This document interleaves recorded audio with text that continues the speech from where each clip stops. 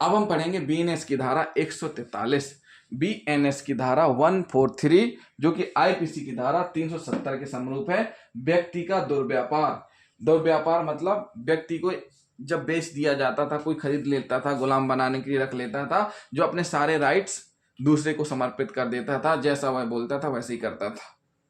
तो साथियों, दास एक ऐसा प्राणी है जिसका किसी भी प्रकार का कोई अधिकार, कोई प्रतिष्ठा नहीं होती, जो मात्र जंगम संपत्ति की तरह अन्य व्यक्ति की संपत्ति है या बन सकता है, जिस पर उसके स्वामी का विक्रय, दान या अन्यथा अपसारित करने का संपूर्ण अधिकार है, और यहां तक कि उसके जीवन या मृत्यु के ऊपर भी बिना किसी विधिक प्राधिकार के दायी हुआ उसका संपूर्ण अधिकार है। दासत्व की यह जघन्य प्रथा सौभाग्य से अब लगभग भूतकाल की बात रह गई है, परंतु बंधुआ मजदूर की संकल्पना का उद्भव अधिक भिन्न नहीं है और इससे प्रभावी तौर पर और मजबूती से निपटने की तत्काल आवश्यकता है। इस धारा का मूल उद्देश्य किसी भी दासत्व प्रथा का निर्मूलन करना है। इसके लिए आवश्यक तत्व कौन कौन से हैं वो हम आपको बताएंगे। किसी व्यक्ति का दास की तरह आयात निर्यात, अपसारण, क्रय विक्रय किया जाना। किसी व्यक्ति का दास की तरह बेयन।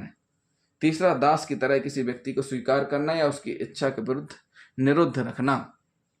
मिर्जा सिकंदर बख्त बनाम सम्राट के बाद में अभियुक्त ने, एक मामला है, जजमेंट है जिसको हम आपको बताने जा रहे हैं। मिर्जा सिकंदर बख्त बनाम सम्राट के बाद में अभियुक्त ने एक अवयस्क हिंदू लड़की का व्यापार करके उसे एक मुसलमान व्यक्ति को बेच दिया। उस व्यक्ति ने लड़की का धन परिवर्तन करके उसे मुसलमान बनाकर उसका नाम बदल दिया और उसे चाकरी करवाता रहा, जिसके बदले में वह लड़की को कपड़े और भोजन देता था, परंतु कोई वेतन नहीं देता था। उस लड़की को घर छोड़ने की अनुमति नहीं थी। इस प्रकार 4 वर्ष तक चाकरी करने के बाद एक दिन मौका पाकर वह लड़की भाग गई और उसने उस मुस्लिम व्यक्ति के विरुद्ध पुलिस में शिकायत लिखाई। न्यायालय ने उस मुस्लिम व्यक्ति को लड़की से दासत्व कराने के अपराध के लिए दोषी ठहराया। क्या कह रहा है? दासत्व कराने के लिए अपराध के लिए दोषी ठहराया गया।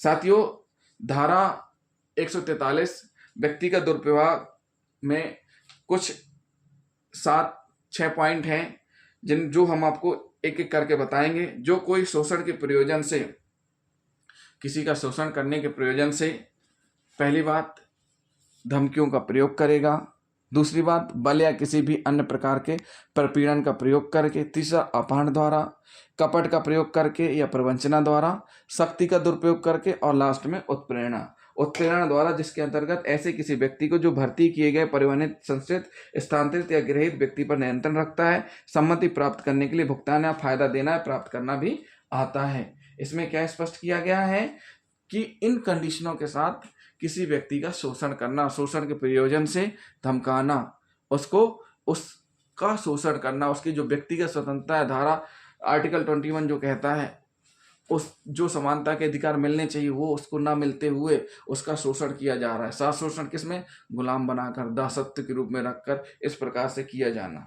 तो इसमें स्पष्ट किया गया है कि जो कोई भी इस प्रकार का कृत्य करेगा उसके लिए दंड का प्रावधान किया गया है। क्या किया गया है? दंड का प्रावधान। जो कोई दुर्व्यवहार का अपराध करेगा वह कठोर कारावास, जिसकी अवधि न्यूनतम 7 वर्ष तक, अधिकतम 10 वर्ष तक का कारावास, जुर्माना दोनों से दंडित किया जाएगा।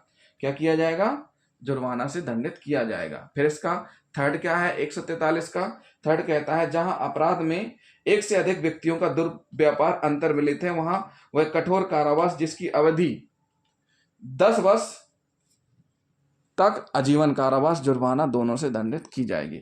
इसमें क्या कहा गया है कि जो कोई, जहां अपराध में एक से अधिक व्यक्तियों का दुर्व्यापार किया गया है, मतलब उनको एक से अधिक व्यक्तियों के लिए आयात निर्यात किया गया है, बेचा गया है, किसके लिए? शोषण के लिए। तो उस स्थिति में क्या सजा का प्रावधान है? न्यूनतम 10 वर्ष, आजीवन कारावास, जुर्माना दोनों से दंडित किया गया है। इसका सब क्लॉज 4 क्या कहता है? जहां अपराध में किसी अवयस्क का दुर्व्यापार अंतर्विलित है, यानी अवयस्क नाबालिग का, तो उस स्थिति में कठोर कारावास, जिसकी अवधि 10 वर्ष से कम नहीं होगी, किंतु शेष प्राकृतिक 10 वर्ष से कम नहीं होगी, किंतु आजीवन कारावास तक की हो सकेगी। क्या हो सकेगी? 10 वर्ष से कम नहीं होगी और आजीवन कारावास, जुर्माना दोनों से दंडित किया जाएगा। फिर 5 क्या कहता है? सब क्लोज 5, जहां अपराध में एक से अधिक अवयस्कों का दुर्व्यापार अंतर्विलित है वहां वह कठोर कारावास, जिसकी, जहां अपराधों में एक से अधिक, ऊपर वाली धारा कह रही है सब क्लोज 4 क्या कह रहा है कि जहां पर किसी अवयस्क का दुर्व्यापार किया गया है, लेकिन ये जो सब क्लोज 5 कह रहा है कि जहां पर एक से अधिक अवयस्कों का दुर्व्यापार किया गया है वहां पर 14 वर्ष से कम नहीं होगी, आजीवन कारावास जुर्माना दोनों से दंडित किया जाएगा।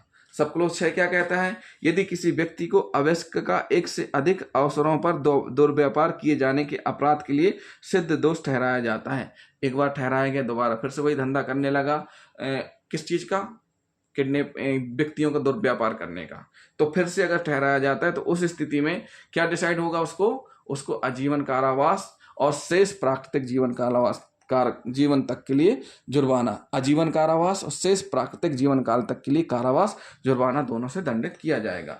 सातवां, जहां कोई लोक सेवक या कोई पुलिस अधिकारी किसी व्यक्ति के दुर्व्यापार में अंतर्मिलित है, जहां कोई लोक सेवक या कोई पुलिस अधिकारी शामिल है इस प्रकार के दुर्व्यापार में, तो उसको सजा का प्रावधान क्या है, आजीवन कारावास और शेष प्राकृतिक जीवन काल के लिए कारावास जुर्माना दोनों से दंडित किया जाएगा। आजीवन कारावास और शेष प्राकृतिक जीवन काल के लिए कारावास और जुर्माना दोनों से दंडित किया जाएगा। तो साथियों ये हुई बीएनएस की धारा 143 व्यक्ति का दुर्व्यापार, हमने आपको स्पष्ट कर दिया। अब